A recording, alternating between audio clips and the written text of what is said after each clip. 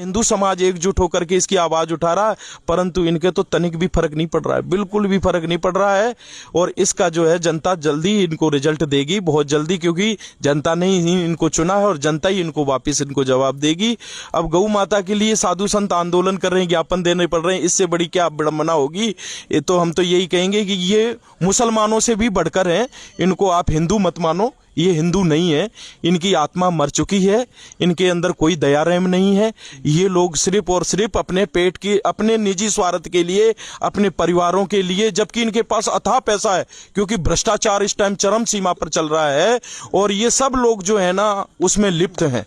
सब लोग भ्रष्टाचार में करीब करीब, ये बीजेपी, भारतीय जनता पार्टी के या कांग्रेस के नेता, ये सब जो है ना इसमें लिपायमान है, दोनों पार्टियों के कह रहा हूं मैं। जैसे कि आपने अभी भ्रष्टाचार की बात की, तो एक कोई मंत्री है कांग्रेस के, वो गिरफ्तार भी हो चुके हैं और उनके जो निजी जो करीबी आदमी था उसको उसमें पकड़ा गया है, उसने उसमें लिप्त था। तो यहाँ पर भी जब अभी हमने डॉक्यूमेंट्स जाके देखे तो ये जो रिक्को का आवंटन 2016 में हुआ था, चूंकि उस टाइम पे जो यहाँ के विधायक थे स्थानीय, वो प्रेमचंद बैरवा थे। तो लोगों का और बेनीवाल जी का और साधु संतों का कहना है कि उनके करीबी लोगों का या उनका खुद का निजी स्वार्थ है यहाँ पर।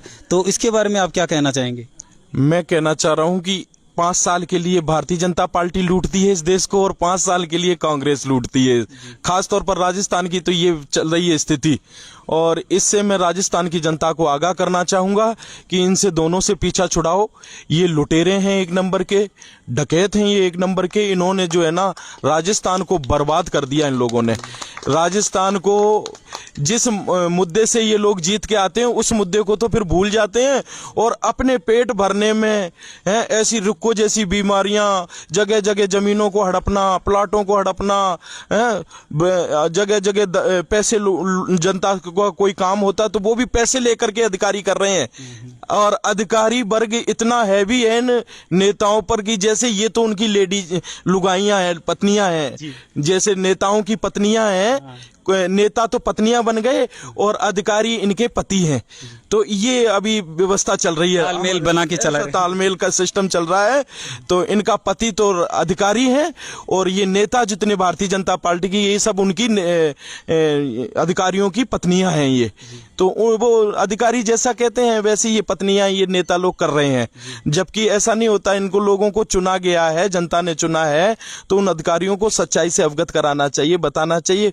वो इनके दिमाग में बिल्कुल ही नहीं है और जिस मुद्दे से ये जीत के आते हैं उसको गौण कर देते हैं और अपने निजी स्वार्थ के लिए ये जनता जनार्दन से तनख्वाहें मिल रही हैं, पैसा मिल रहा है, सब कुछ मिल रहा है, फिर उसके बावजूद भी जनता के पैसे लूटने में लगे हुए हैं। तो ऐसे भ्रष्ट नेताओं को, ऐसे भ्रष्ट अधिकारियों को मैं कहना चाहूंगा कि राजस्थान की जनता सावधान रहे इन लोगों से। कांग्रेस और बीजेपी दोनों से सचेत होकर के और अब तीसरा मोर्चे की तरफ ध्यान देना चाहिए और तीसरा मोर्चे की तरफ अब देखना चाहिए, क्योंकि अब इन लोगों से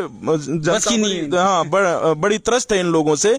तो मैं तो यही आग्रह करूंगा जनता जनार्दन से कि अब तीसरा मोर्चा देखो, इन दोनों को जो है ना पीछे बैठाओ, इनको जो है ना आवे तो इनको जो है ना इसी भाषा में समझाओ जिस भाषा में ये समझें, क्योंकि ये इनकी बता रहा हूं ना बिल्कुल बुद्धि भ्रष्ट हो चुकी है इनकी, क्योंकि जनता का पैसा खा रहे हैं ना ये लोग, तो इनकी बुद्धि जो है ना बिल्कुल भ्रष्ट हो गई इनकी। तो इसलिए इनकी भ्रष्ट बुद्धि को वापस जब इनको वोट के टाइम होश में ठिकाने में लाने के लिए इनको जब चुनाव आएंगे तो उस टाइम वोट के द्वारा इनको जो है ना चोट पहुंचाई जाए, आघात पहुंचाया जाए, जब इनको पता लगेगा कि जिस जनता ने इनको समर्थन दिया था वही जनता आज इनके खिलाफ में खड़ी है। जी धन्यवाद। जैसे कि आप देख रहे थे गोविंदास जी महाराज हैं, बहुत ही कड़वे इनके वचन जरूर लगते हैं, लेकिन तीखी भाषा में बिल्कुल साफ और स्पष्ट कहने वाले हैं और बहुत ही सत्य के साथ में चलते हैं। ऐसा ही इनका हमेशा प्रकृति के लिए या किसी भी गलत के लिए ऐसे ही रूप रहता है।